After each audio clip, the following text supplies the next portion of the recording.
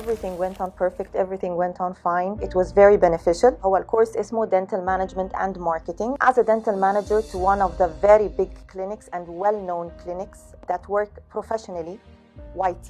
It was definitely great benefit ليا في private work. فادني في البراكتيكال سايد كتير، فادني في الفاينانس والاكاونتنج، فادني اعرف انا بخسر ولا بكسب، فادني في الماركتنج. بتعلم او بسمع من حد بزنس مان، حد دارس بزنس وفاهم بزنس. في ناس كتير قوي في دماغها ان البزنس ده هو ماركتنج بس، فكان بالنسبه لي حاجه جميله جدا ان انا ابقى حاسس ان انا بتعلم بزنس. Actually انا يعني during the sessions I was texting my team ببلان هنعملها، وكل كلمه كان دكتور ايهاب بيقولها I was texting them علشان نبتدي نحطها في البلان بتاعتنا وتبقى اضافه لينا في شغلنا.